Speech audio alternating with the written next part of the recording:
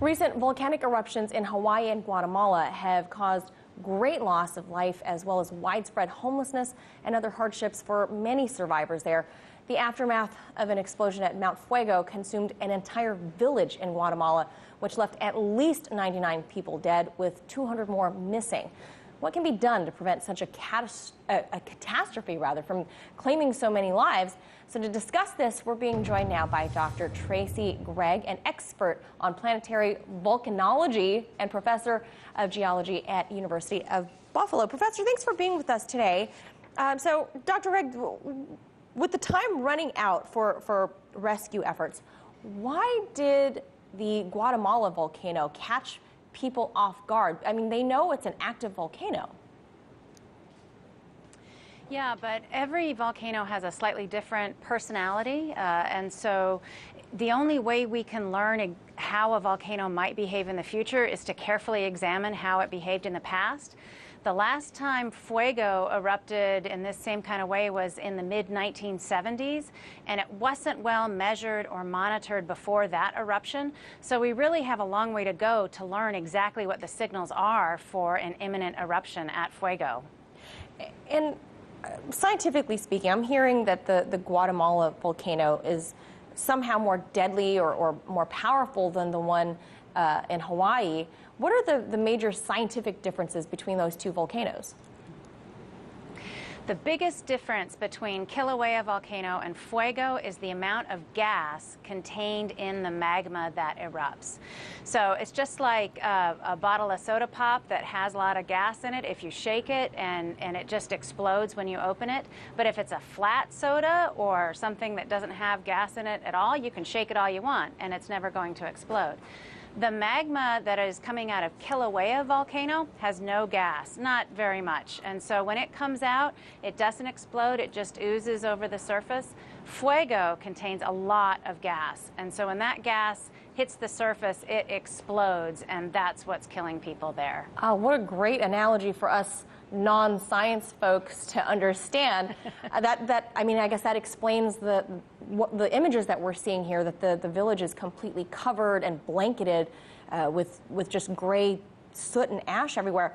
Looking down the road, what can you tell us about lingering health effects or problems that Guatemalans will face that Hawaiians aren't? Because we do hear about the gases in Hawaii as well when the lava reaches the ocean. Are there differences in lasting health effects? Yes, there are. The gases in Hawaii, when the lava hits the ocean, they're intense. It's sulfur dioxide. It can create acid. If you were walking around in it and wore eyeglasses, it might etch your eyeglasses. But it's a very small and narrow plume of gas that gets blown downwind when the lava hits the ocean. In contrast, Fuego, that gas goes up into the atmosphere. It might go 9 kilometers up into the atmosphere. The wind blows it around, and so that gas can get all kinds of places. But the bigger danger at Fuego is the ash. I live in a place where we get a lot of snow in the winter, and we all complain about how hard it is to shovel that snow.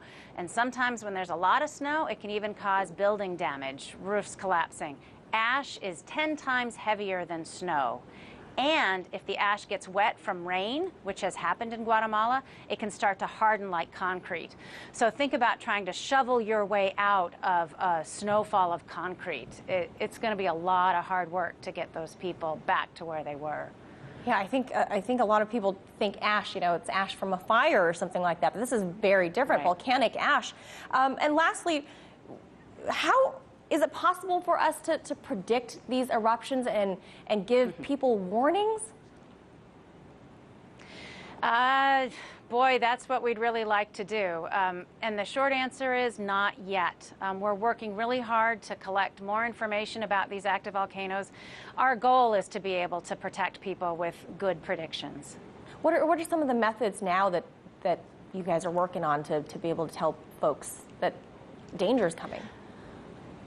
Right. One of the things we look for is earthquakes, small earthquakes beneath a volcano that are caused by magma moving beneath the volcano.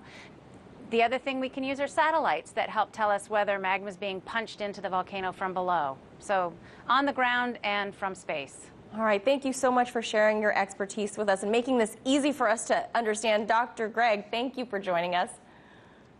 My pleasure. Hey YouTube, thanks for checking out our channel. We hope you enjoyed the video. We have tons of content for you just like this. For more of RT America's one-of-a-kind news and analysis, be sure to subscribe and never stop questioning more.